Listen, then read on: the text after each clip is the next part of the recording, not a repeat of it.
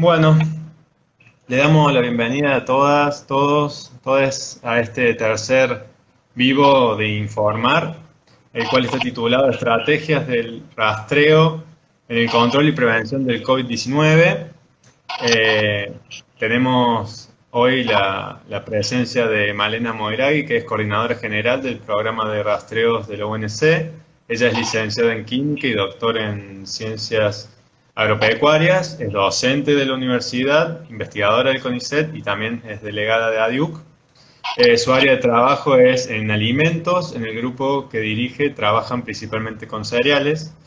Y en septiembre del año 2020, del año pasado, la necesidad de hacer algún aporte desde la UNC y el CONICET la llevó a formar parte de este proyecto que se encuentra coordinando desde enero. Entonces, bueno, a lo largo de estos últimos días fuimos eh, recolectando un par de preguntas de quienes siguen Informa y ahora comenzaría con algunas de las primeras preguntas que son como las más genéricas, en los cuales la primera sería, ¿qué es el programa de rastreo de la UNC y para qué se planteó o cuál es su relevancia? ¿Qué nos podrías decir, Male?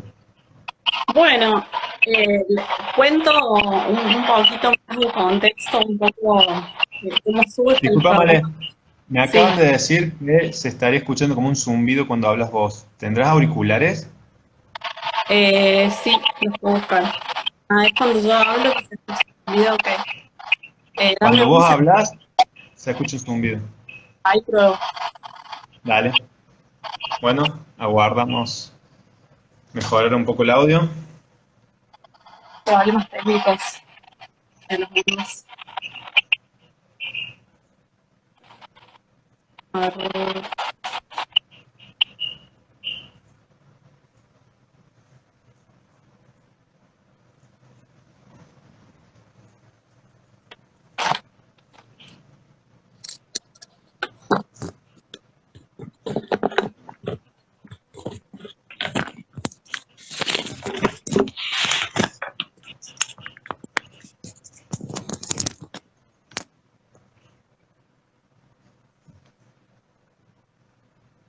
no sé si ahí se escucha mejor. Perfecto, ahora te Ok, escucho de 10. eres ¿No Telvo decías, Male? entonces. Bueno, no, contar un poco, digamos, para qué son los rastreos, digamos, los programas de rastreo a nivel mundial. Eh, Pensando un poco en cómo empezó el tema de la pandemia a nivel mundial, para prevenir los contagios, lo primero que se hizo para contener la pandemia fue aplicar cuarentenas estrictas. Así empezó en China, luego se fue haciendo en casi todos los países del mundo y en Argentina no fue diferente. Lo que se piensa, bueno, es un virus respiratorio, se transmite de persona a persona, entonces para evitar el contagio lo que hacemos es aislar a todas las personas y de esta manera las personas que están enfermas cumplen el ciclo de la enfermedad en sus hogares y así se impide que contagie a otras. Esta estrategia es buenísima, pero no es sostenible a lo largo del tiempo. No podemos tener a las personas aisladas mucho tiempo de una manera generalizada, entonces surge el tema de hacer un aislamiento eh, por grupos que sea un aislamiento efectivo y transitorio.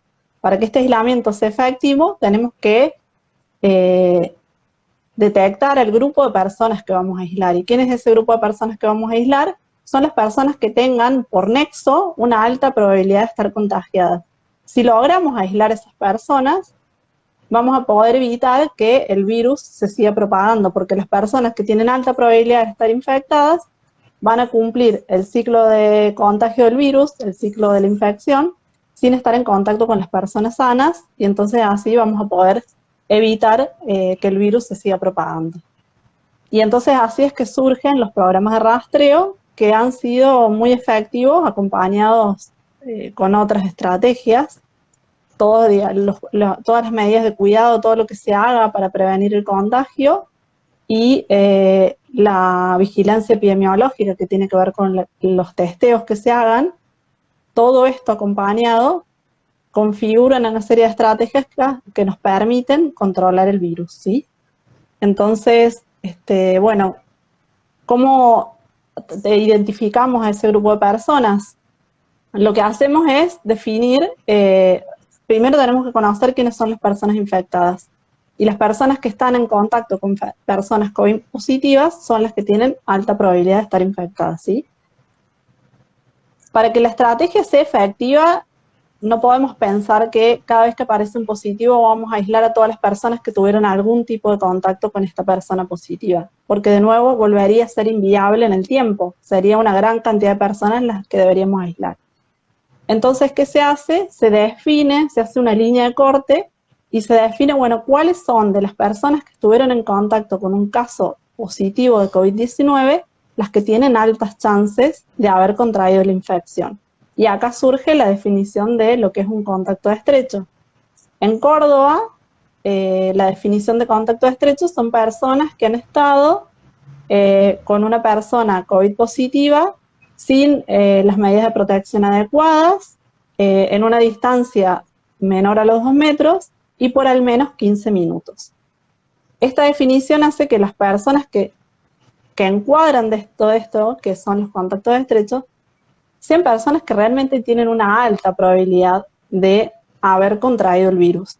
Dentro de esto después hay un montón de grises, que ese también es mucho el trabajo que se hace en los centros de rastreo, el lograr detectar, porque la definición parece muy bonita, pero bueno, cuando empezás a hablar con las personas nunca las cosas se cumplen de esa manera tan sencilla, y bueno, y ahí viene un poco el trabajo y la experiencia de quienes están llamando para lograr detectar realmente a qué personas les vamos a pedir que se aíslen durante 10 o 15 días, eso va cambiando según los protocolos.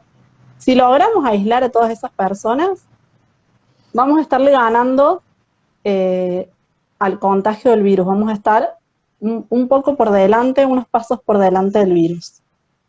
La efectividad de la estrategia, de nuevo, tiene que ver con qué tan rápido lleguemos a estas personas que estuvieran expuestas y qué tan rápido le comuniquemos, porque muchas veces estas personas no saben que estuvieron expuestas, entonces se lo comunicamos, le indicamos ese aislamiento y mientras más rápido sucedan estos pasos, mucho más efectiva va a ser la estrategia. Bien, bien, y con ese contexto general, en ese marco, ¿cómo surgió este programa en particular y cuál fue tu motivación o iniciativa para formar parte de la coordinación de este proyecto? Digamos, básicamente en este espíritu, ¿cuál es el espíritu y qué sentiste vos por el cual te sumaste? Bueno, el programa de rastreo, bueno, y un poco por qué me sumo yo,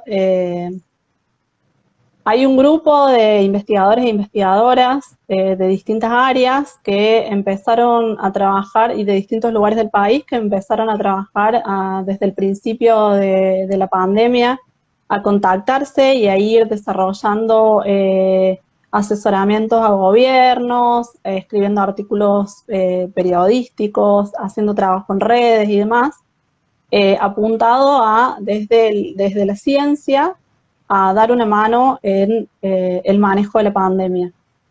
Ese grupo en Buenos Aires también estuvo formado por gente de Córdoba, Rodrigo Quiroga y Sol Minoldo estuvieron participando de este grupo, y en Buenos Aires en particular empezaron a pensar en la implementación de programas de rastreo, pensando en convenios entre las universidades y en Buenos Aires, en provincia de Buenos Aires, que es donde se empezó a implementar, con distintos municipios de la provincia de Buenos Aires. A mitad de año más o menos empezaron a funcionar algunos centros en Buenos Aires y al mismo tiempo Sol empezó a hablar con el Ministerio de Salud de la provincia de Córdoba, que ya tenía una estrategia de prevención, tenían, digamos, ese perfil de prevención. Entonces empezaron las conversaciones para generar un programa similar al de Buenos Aires.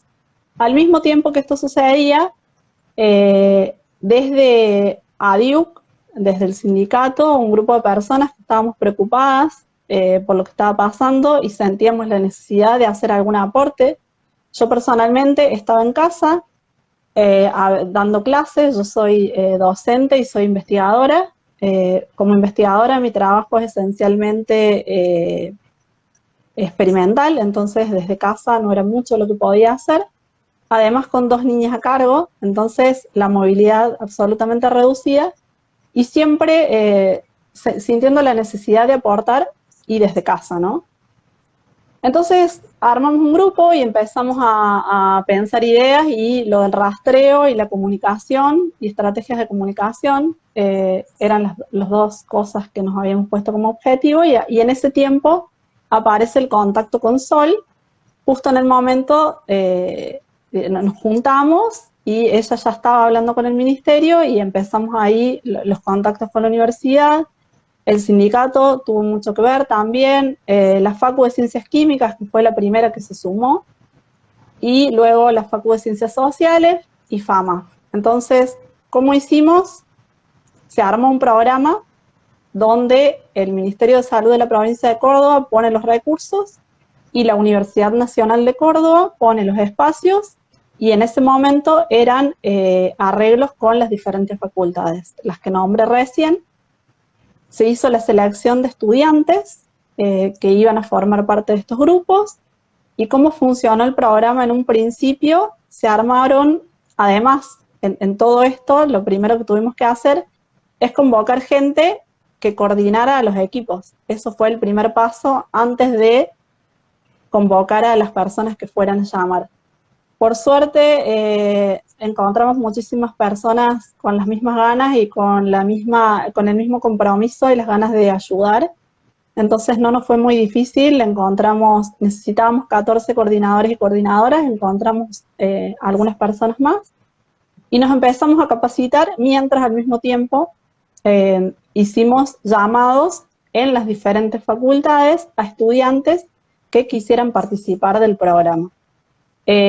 Para esto también, nuevamente, no hubo problemas. Las veces que hicimos llamados siempre se anotó mucha más gente de la que necesitábamos. Y bueno, en un principio armamos 14 grupos. Cada coordinador tenía un grupo de 15 personas a su cargo. Hicimos las formaciones, que son formaciones específicas en epidemiología, pero también en comunicación empática. O sea, hay que aprender varias habilidades, tuvieron que aprender varias habilidades porque yo no estoy llamando, para lograr este trabajo, para lograr hacer este trabajo que es bastante complejo, que es comunicarse con las personas que tienen un diagnóstico COVID positivo. Los chicos y las chicas muchas veces le dicen a la persona que es COVID positiva y se está enterando en ese momento, y pedirle los contactos, evaluar qué personas con las que estuvo en contacto pueden haber estado en riesgo, pedirle esos contactos y luego se llama a esos contactos también. Y digamos, en esta estructura de llamadas, digamos, ¿cuál fue el esquema de trabajo desde un inicio y cómo fue mutando, digamos, el esquema hacia la actualidad, considerando las constantes de cambio, digamos, que ha tenido la pandemia? Bueno, cuando comenzamos el programa lo teníamos como listo desde septiembre. Se fue demorando por distintas cuestiones burocráticas alrededor de un mes. Así que cuando comenzamos, que fue a finales de octubre, estábamos en el pico de casos en Córdoba. El Ministerio de Salud estaba completamente desbordado. Eso es algo que ha pasado a nivel mundial. Hay una estructura de control epidemiológico para las distintas enfermedades que habitualmente tiene un país, y de pronto la explosión de casos que genera una pandemia como esta hace que ese sistema colapse absolutamente, y entonces entramos nosotros con más de 200 personas, bueno, un poco menos al final, fueron un poquito menos de 200, más de 190 personas que se sumaron a llamar a las personas positivas y a pedirles sus contactos. En ese momento hacíamos más de 1000 llamadas por día, más de 1000 contactos por día, y rápidamente los casos comenzaron a bajar. Desde que estuvimos 3 semanas luego, la merma de casos fue bastante importante, entonces empezamos a quedarnos ya sin tanta carga de trabajo en los centros, y entonces, bueno, dijimos, ¿qué otras cosas podemos hacer que ayuden a esta estrategia? Lo importante para un programa de rastreo no es solamente poder detectar a las personas que están expuestas al virus y pedirles que se aíslen, sino también es fundamental la estrategia de poder acompañarlas durante ese aislamiento. Las personas tienen que pasar 10 o 14 días y en ese momento era mucho más, porque las personas convivientes podían llegar a tener que estar hasta un mes aisladas por convivir con personas positivas, porque en un hogar las personas muchas veces se contagia primero una, a los pocos días otra y luego otra, entonces a lo mejor hay convivientes que en ese momento tenían que estar aislados por un mes. Para lograr que eso sea posible, acompañarlas con llamados telefónicos es una tarea fundamental, porque si llamas una vez a una persona y le decís, estas son las indicaciones, y nunca más te comunicas con ella, es mucho más difícil garantizar que esa persona logre cumplir un aislamiento de tanto tiempo, ¿no? Entonces, Claro. eso lo comenzamos a hacer, el seguimiento de contactos estrechos, que es un programa nuevo dentro del programa, lo comenzamos a hacer en noviembre, y a día de hoy estamos haciendo el seguimiento de todos los contactos estrechos de Capital dentro del programa de rastreos de la UNC. Bien, y con respecto a estos nuevos cambios, digamos, según tu experiencia, qué se ha conseguido a lo largo del tiempo con este programa? ¿Qué se ha conseguido? Sí, o sea, ¿hay alguna relevancia, digamos, de acuerdo al impacto a nivel regional de este? ¿Cuáles son los impactos de los rastreos a nivel regional y cómo ha sido acá en Córdoba? Bueno, esa pregunta es un poco difícil de contestar porque en general, digo, en el mundo es difícil medir el impacto de una sola medida, salvo que el resto de los parámetros se mantengan estables, si no es muy difícil medir el impacto de una sola medida. En Buenos Aires, por ejemplo, que hay municipios que están uno al lado del otro, que tienen una cantidad de personas similares, y que un municipio tiene un programa de rastreo y el otro no, tomando más o menos las mismas medidas de restricciones de circulación y demás, se ha logrado ver, con prácticamente lo mismo que hacemos nosotros acá en Córdoba, se ha logrado ver un efecto en el aplanamiento de la curva y en mantener la curva aplanada. Acá en Córdoba es más difícil porque Córdoba capital no se puede comparar con ningún municipio cercano. Lo más parecido que podríamos llegar a compararlo, que lo hemos hecho, digamos, ha sido con Santa Fe, y sí hemos logrado, si observamos, digamos, cómo fue el comportamiento de la pandemia en Córdoba, podríamos decir que ha tenido un efecto importante. De hecho, atravesamos, digamos, el pico de pandemia, a diferencia de lo que fue en AMBA, por ejemplo, atravesamos el pico de la pandemia en Ciudad de Córdoba con el 80% de las actividades abiertas. En ese momento entramos a llamar, a mí me gusta pensar que ayudamos un montón a que bajaran los casos, no puedo asegurarlo porque además al mismo tiempo se tomaron medidas de restricción de circulación nocturna y también hubo cierre de bares durante 15 días, de bares y actividades de gimnasios, actividades de culto, digamos, son otra de las medidas que se pueden tomar cuando hay picos de casos y detectamos cuáles son los lugares donde más se está contagiando la gente. Podemos hacer cierres programados, que eso es una cosa que se está planteando mucho ahora, no pensar en cuarentenas extendidas en el tiempo y sin un fin, sino hacer cierres programados. Y esto se hizo al mismo tiempo en que empezamos a llamar, entonces resulta un poco difícil de medir un efecto en números, ¿no? Lo que sí te podría decir es, cuando entramos a llamar, en Córdoba Capital no se estaba pudiendo comunicar, el Ministerio de Salud no estaba pudiendo comunicarse con todas las personas que eran positivas. Nosotros revertimos eso y a partir de ese momento fueron llamadas todas las personas que eran positivas y además pudimos llamar a sus contactos estrechos, y eso ya es muchísimo, porque que cuando vos estás enfermo, sentir que hay una persona del otro lado del teléfono que te está llamando para ver cómo estás, te está dando indicaciones para que cuides a tus seres queridos y te está ofreciendo ayuda del Estado por si tenés alguna dificultad para cumplir ese aislamiento, es como un montón. Es muy, digo, también lo pensamos, hay uno de los chicos con los que trabajamos, que es nuestro genio que ha creado el software que ha hecho todo esto posible, que es Miguel Pagano, y él siempre dice que se sumó pensando en que al menos hacerle la vida un poco más fácil, o el transitar esto un poco más fácil a las personas que no la van a pasar tan bien o que no le están pasando tan bien. Y eso ya es un montón, y no sé si se puede medir en números, pero sí se nota cuando llamamos a la gente.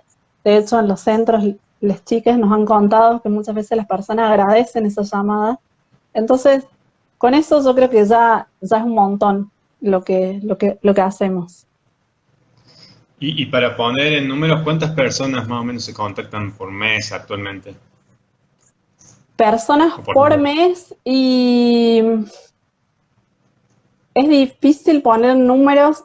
Yo, en números generales, no sé, los últimos meses hemos tenido 6.000 positivos en Córdoba Capital y nos hemos contactado, te diría que con más del 80% de esos positivos, y a la vez nos contactamos con todos sus contactos estrechos. Un número que te puedo dar son en estos 4 meses, un poquito más de 4 meses ya, hemos llamado a más de 50.000 personas en Córdoba Capital. Pero además, con el programa de seguimiento a los contactos estrechos, hoy estamos haciendo entre 150 y 200 llamadas por día solamente a contactos estrechos, ¿sí?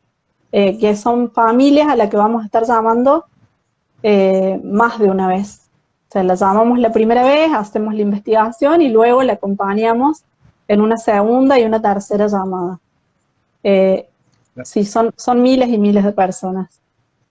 Sí, es muy grande el impacto. Y cuando hacen esas llamadas, ¿qué herramientas tienen para ayudar a las personas que se deben quedar aisladas? ¿Puedes detallar un poco más? Medio lo nombraste al principio, pero en detalle, ¿cuáles serían esas herramientas que tienen?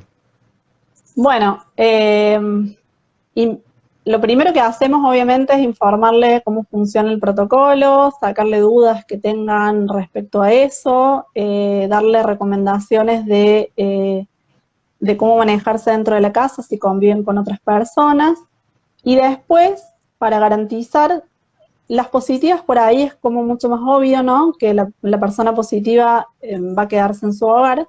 El tema es con los contactos estrechos, porque trabajamos nosotros mucho con contactos estrechos, que son estas personas que yo te decía que para que la estrategia funcione, son las personas que, sintomáticas o asintomáticas, les vamos a pedir que se queden en la casa. Hoy les pedimos que sea por 10 días, hasta hace un mes y medio atrás le pedíamos que fuera por 14 días. Entonces, para que una persona que trabaja pueda quedarse ese tiempo en la casa, lo primero que tenemos que darle es un certificado para presentar en el trabajo. Bueno, esa llamada que le vamos a hacer le garantiza la posibilidad de tener un acceso a un certificado. Además de eso, si la persona nos manifiesta que no tiene recursos económicos para sostener esa cuarentena, podemos ofrecerle ayuda, se les lleva y no tienen a nadie que los vaya a poder asistir, se les pueden llevar alimentos. Hemos hecho también miles de pedidos de alimentos, más de 1.300 o 1.500 en este tiempo. A las personas positivas se les ofrece, se les da la posibilidad también de tener una valoración médica, que puede ser una atención telefónica si la persona no se siente bien en ese momento o necesita que un médico le asista. Y las personas que tienen algún tipo de medicación también, para que si no tienen quien se las lleve, para que no se tengan que movilizar y romper el aislamiento, se les ofrece llevar medicación a la casa. Y todo eso, digamos, garantiza que la persona, si no tiene los recursos necesarios, el Estado se los ofrece y se los hace llegar para que pueda sostener ese aislamiento. Y fuera del aislamiento, en una situación que en las llamadas surja algo bastante grave o alertante, ¿cuáles son las herramientas que tienen? Bueno, con los positivos, hay algo que se les ofrece a todos los positivos, no todos, digamos, a los positivos que cumplen con ciertos requisitos, se les ofrece que vayan a la carpa del Rawson, se les da un turno y ahí van a tener una revisión clínica general para conocer su estado general. Si la persona no tiene movilidad, se la busca en la casa, se la lleva a la carpa del Rawson, se le hacen análisis, placas y demás para ver su estado general. Eso los positivos que están en un buen estado de salud. Muchas veces nos pasa que llamamos a las personas y se encuentran muy mal. Muy mal significa que cuando están hablando por teléfono se los nota agitados o tienen que cortar la llamada porque no pueden seguir hablando, le tienen que pasar el teléfono a un familiar, o si el covider o la covider le pregunta sobre su aspecto, que se mire los labios, la nariz, los dedos. Muchas veces hemos detectado casos donde la persona se miraba en un espejo o le pedía a alguien y le decían: tenés un color raro en la piel, tenés los labios azules. Esas, o personas que estaban perdidas, que hemos llamado personas que no sabían ni dónde estaban ni quiénes eran. Todos esos son signos de alerta bastante fuertes, y lo que hacemos en ese momento es comunicarnos directamente con el área de medicina que tiene el Ministerio de Salud, que un médico se comunique inmediatamente, o si es necesario se manda directamente una ambulancia a la casa. Y hemos tenido varios casos de tener que internar a la persona un par de horas después de haberla llamado. Y nos ha pasado muchas veces de personas que se descompensaban en la misma llamada. Entonces, bueno, eso es algo también, es un servicio que podemos ofrecer, que es fundamental también en esta estrategia, ¿no? Claro. Y vos nombraste recién a las coviders y los coviders.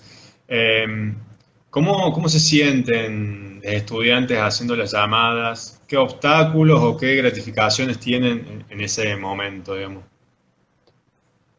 Bueno, el trabajo estaría bueno, supongo, que lo contaran ellos, pero bueno, el trabajo es bastante exigente.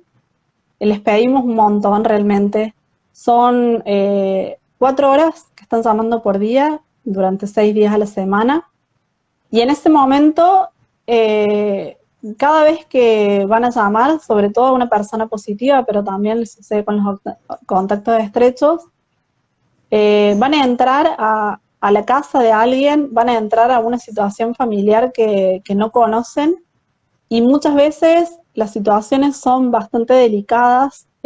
Muchas veces han llamado a personas que están internadas o llaman a alguien para decirle que es positivo y acaba de fallecer un familiar de COVID. Hemos tenido casos donde las personas no podían hablar por lo que les generaba esa sensación, acababan de perder a su papá o a su mamá, teníamos que retomar la llamada en otro momento, o personas, bueno, hasta hemos identificado hasta situaciones de violencia en el momento de la llamada, que hemos tenido que activar protocolos que tampoco los teníamos muy claros, que los coviders tampoco los tenían muy claros. Digo, pensando en las situaciones difíciles, en la carga emocional que conlleva hacer este trabajo, es duro. Por eso digo que les pedimos mucho, porque cada una de estas situaciones a los coviders les deja angustia. Muchas veces los coordinadores o las coordinadoras que están en los centros han tenido que asistir a los propios coviders emocionalmente luego de algunas llamadas que son muy fuertes. Y bueno, lo que hemos tratado de hacer es tener contactos con psicólogos, hemos tenido alguna capacitación, pero realmente es complicado estar en este lugar y requiere tener herramientas diversas para poder no solo llevar la situación y poder darle calma a la persona con la que te estás comunicando, sino luego procesar. O sea, cada covider tiene que procesar esa llamada que fue tan difícil. Y después la recompensa es lo que hacemos, digo, tuvimos una situación complicada, nuestro coordinador o coordinadora dio aviso al COT y al rato nos puede contar que la persona fue asistida, que se envió una ambulancia, que la llevaron a un hospital, o que a lo mejor evaluaron que no estaba tan mal y que se le dio tal tipo de medicación. Entonces, irte enterando de que se resolvió bien esa situación complicada a la que tuviste que estar asistiendo, es como una gran alegría. Les Cordis siempre me cuentan que está buenísimo poder decirles qué pasó con cada caso, porque lo podemos seguir a través del sistema, podemos ir viendo los diferentes pasos que tuvo un caso, al menos hasta la atención médica, luego no sabemos cómo sigue evolucionando, y eso está bueno, y luego el recibir agradecimientos en las llamadas también es una situación linda, gratificante.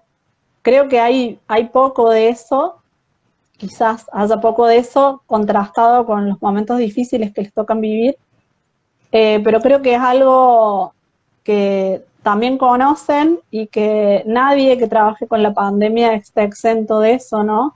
En los hospitales a diario tienen que vivir situaciones muy complicadas. Y creo que lo que sostiene esto es pensar en todo lo que estás pudiendo evitar, no solo ayudando a la persona que llamaste en el momento, sino el haber logrado eso termina evitando que a lo mejor otra persona de riesgo se contagie y luego pueda pasarla mal, ¿no? Entonces, eso creo que es conocer que formas parte de algo grande. Bien, y recién entonces comentabas con el tema de los datos que se llega a saber hasta cierto punto cuál es la evolución de la persona o si fue atendida o no. Con respecto a los datos en sí, en este programa, ¿de dónde se obtienen los datos? ¿Qué tipo de diagnósticos maneja la base de datos? ¿Cómo es el funcionamiento de acuerdo a la parte de datos con los cuales ustedes se manejan? Bueno, la base de datos son las bases, son las bases oficiales de la provincia.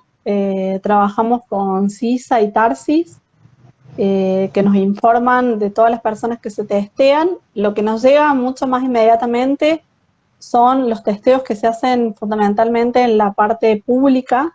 Eso nos llegan como inmediatamente. Todos los centros privados también están obligados, legalmente están obligados a cargar y subir toda la información de testeos positivos, ya sean, hay diferentes tipos de testeo, ¿no?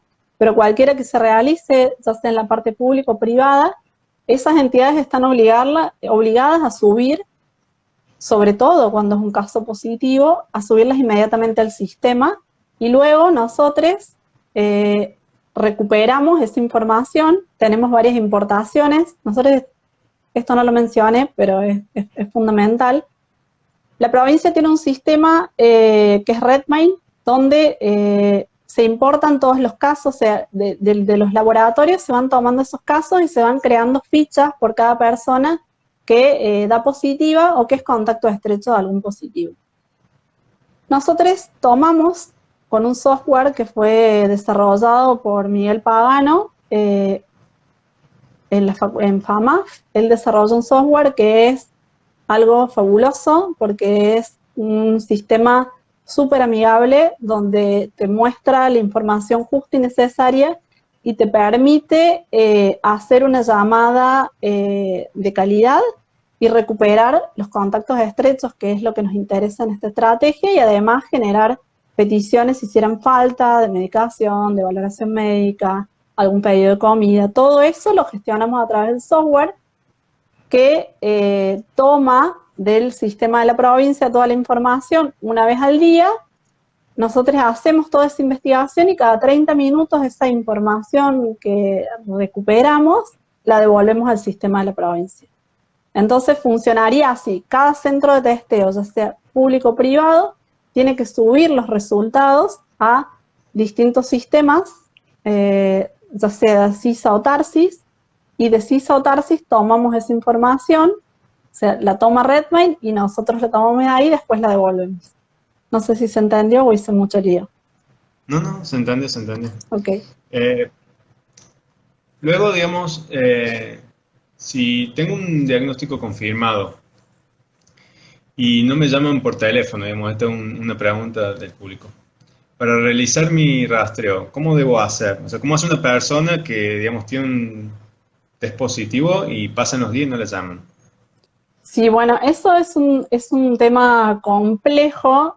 Te lo podría decir así rápidamente, que se comuniquen al 0800, que sí o sí tienen que tener ese papel del resultado positivo en la mano, porque hay muchos centros de testeos que no otorgan ningún tipo de comprobante. Si no tienen un comprobante, no podemos hacer absolutamente nada, porque necesitamos corroborar que esa información que nos está dando la persona sea real.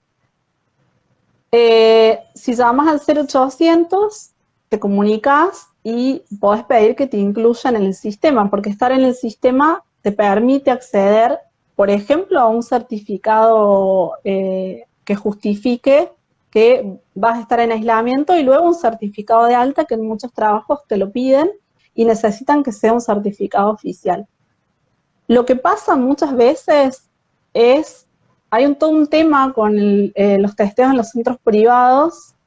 Un 15% más o menos de las personas positivas se han testeado en centros privados y no han sido subidas al sistema en tiempo y forma. Los sistemas privados muchas veces demoran la carga de los datos, y cuando demoran la carga de los datos, la persona a lo mejor cuando está subida al sistema ya es el momento de tener el alta. Particularmente para el rastreo de los centros de la UNC, si el caso tiene más de 2 días de antigüedad, no le vamos a llamar a la persona. O sea que es posible que si vos te hiciste un testeo y esperaste un día o dos y no te llamaron y llamas al 0800, te incluyan en el sistema, vas a pasar a ser un positivo que está registrado en el sistema, pero no te vamos a llamar porque a los fines de la estrategia del rastreo ya no tendría sentido llamar a esa persona porque ya han pasado demasiados días. No mencioné esto antes, pero digo, la estrategia de rastreo, cuando detectamos un caso positivo, ya estamos tarde para evitar los contagios, ¿sí? Porque un caso positivo, supongamos que es positivo porque empezó con síntomas, 2 o 3 días antes de los síntomas ya está en un periodo de contagio. Entonces, cuando le llamamos a la persona que ya tuvo síntomas, que ya se testeó y ya sabe que es positiva, estamos tarde, los contagios que vamos a evitar son muy pocos. Entonces, nuestro sistema se basa en llamar a las personas que recién han dado positivas, y lo que nos interesa, además de ayudar a la persona, obviamente, es llegar a sus contactos. Sus contactos son personas que muchas veces están enfermas y todavía no presentan síntomas. Si las aislamos antes de que empiecen a presentar síntomas, mientras antes las aislemos, más contagios vamos a evitar. Y ese es el éxito de una estrategia, ¿no? No aislar a la persona que está confirmada, sino a la que está sospechada, incluso antes de que haya algún tipo de sospecha, a la que estuvo expuesta, ¿no? Entonces, bueno, claro. Por eso no trabajamos con casos que tienen un diagnóstico viejo, digamos, un diagnóstico donde han pasado más de 2 días de ese diagnóstico. No vamos a trabajar con estos casos, que no implica que la persona no pueda registrarse y tener, como cualquier otro positivo, el respaldo del Estado, ¿no? Claro, y ahí cuando esa persona no va a ser rastreada pero necesita asistencia, ¿cuál es el 0800 al cual debe llamar? No lo tengo a mano, pero es un 0800 que es el que se usa para vacunas, para todo, que tiene diferentes opciones. Sí. Yo lo tengo acá, es el 0800 1221 444. Ok, Ahí, perfecto. a ese 0800 sería el cual entonces llaman para no solo, digamos, avisar cuando son positivos, sino también si tienen alguna otra necesidad, como requerimientos de alimentos o requerimientos de asistencia médica o psicológica. Es un 0800 en el COE donde es para todas las cuestiones relevantes a COVID. Acá Exactamente. tengo otra consulta que viene más desde el lado de si existe algo similar en otras provincias concatenada con esta, si dentro de este mismo programa se pretende, digamos, pasarlo no solo de la ciudad, sino ampliarlo a otros distritos, a otras ciudades, municipios. Bueno, quienes empezaron a pensar en las estrategias de rastreo a nivel nacional propusieron que esta idea se replicara en todo el país, ¿no? Pensando que la articulación entre la universidad y los municipios o la provincia, como es en este caso, permitiera agilizar la formación de estos centros, porque las universidades con su estructura y demás pueden facilitar, como lo hicieron en Córdoba, la posibilidad de generar un sistema de rastreos que requiere una magnitud importante en ciertas provincias, que si lo tuviera que hacer cada municipio o cada provincia les llevaría un montonazo de tiempo porque tienen que hacer contrataciones y un montón de cosas. Entonces, bueno, estos programas pensados de esta forma le dan agilidad a la creación. Se pensó que se replicaran en todo el país, pero hoy hay un montón de municipios, más de 14 municipios en provincia de Buenos Aires que tienen convenios y estos centros de rastreo con la universidad, y luego acá en Córdoba, por el momento, solo en Córdoba capital. La dificultad de trabajar con el interior tiene que ver con esto que es que no solo hacemos los llamados para pedirle los contactos estrechos a las personas, sino que además le vamos a ofrecer un montón de posibilidades para sostener el aislamiento. Si llamamos a municipios del interior, tenemos que tener la articulación con ese municipio del interior y saber que en ese municipio se va a poder ofrecer tal o cual cosa a la persona. No vamos a llamar a una persona y prometerle que va a tener asistencia médica o recibir un bolsón de alimentos si a lo mejor ese municipio no tiene las capacidades de atender esos casos. Entonces, esa es la complejidad que surge para ampliar este programa de rastreo en el interior, pero está abierta siempre la posibilidad y siempre ha sido una idea de, por ejemplo, en Río Cuarto, teniendo una universidad en Villa María, se podría hacer perfectamente. Bueno, y en el resto del país, ¿no? Bien, y hablando puntualmente de Córdoba, hay consultas sobre estudiantes o personas que estarían dispuestas a colaborar en esto. ¿Cuál sería el canal por el cual pueden por lo menos quedar a disposición de un eventual ya nuevo llamado? La vez que, o sea, el primer llamado que se hizo fue realizado por las diferentes facultades que se comprometieron con el programa y llamaron a sus propios estudiantes, se hicieron convocatorias públicas, fueron como muy rápidas, así que medio que quien se enteraba participaba, no se abrió masivamente en medios de comunicación ni nada de eso. Y luego hubo otra convocatoria en enero que, de nuevo, otra facultad que se sumó, que fue la Facultad de Ciencias Médicas, convocó a sus propios estudiantes. No tenemos pensado un llamamiento general, sino que se va viendo, porque esto es muy dinámico. El primer convenio tenía un formato, el segundo convenio y el tercero tiene otro diferente. Entonces, cada vez que necesitamos ampliar, tenemos que reevaluar cómo es el convenio, quiénes son los diferentes actores y en base a eso ver si se puede hacer un llamado general o no.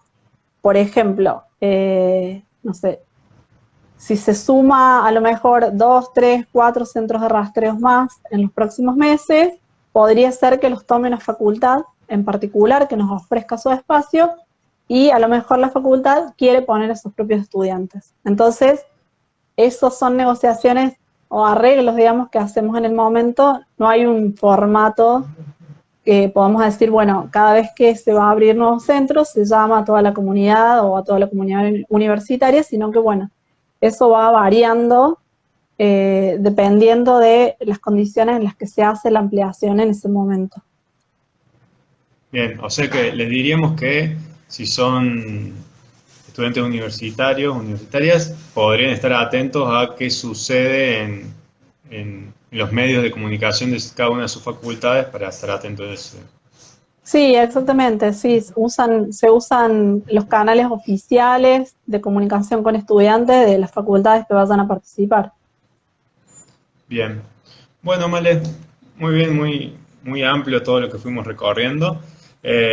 Si para modo de cierre, te dejamos que si querés dar algún comentario particular vos a la gente que está viendo en Informar, nos está siguiendo, sobre lo que vos quieras. Se cortó ahí un poquito, Lucio, no te alcanza a escuchar la pregunta. Que te dejamos abierto ahora a vos, a que si tenés algún comentario que le quieras decir a la gente que nos sigue de Informar, está abierto para que puedas comentar a gusto. Bueno, no, a informar, agradecerles esta oportunidad de contar lo que estamos haciendo y a la gente que se sumó al vivo también, bueno, agradecerles el interés en conocer un poco más sobre este programa Rastreo. No mucho para decir, más que lo que todos dicen, todos los que estamos trabajando en esto decimos, que es que nos sigamos cuidando, que todavía falta mucho, que no sabemos cuándo vamos a alcanzar una inmunidad por vacunas que sea suficiente. Entonces, nunca es poco lo que podemos hacer, que no nos tenemos que relajar. Muchas veces, yo no hablé mucho de esto, digo, pero muchas de las personas que transitan la enfermedad lo hacen de manera sintomática o con síntomas muy leves.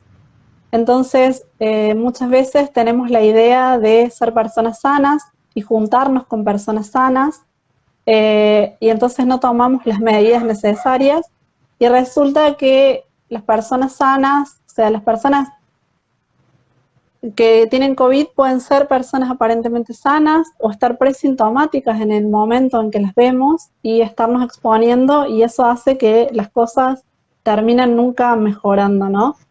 Lo que decimos siempre, lo que recomiendo yo a todas las personas es evitar ser contactos estrechos. Ese sería como el eslogan. Lo que tenemos que hacer es evitar ser contactos estrechos. No pensar si nos estamos juntando con personas que se cuidan, que son sanas, o si nos sentimos bien. Si evitamos ser contactos estrechos, vamos a estar evitando en un enorme porcentaje la posibilidad de infectarnos e infectar a otras personas. Entonces, esa es mi recomendación. Sigamos con las medidas de cuidado, evitemos ser contactos estrechos, usemos protección, ventilemos los ambientes y esperemos que en breve tenga que desaparecer este programa de rastreo y que podamos volver a una normalidad previa a todo esto.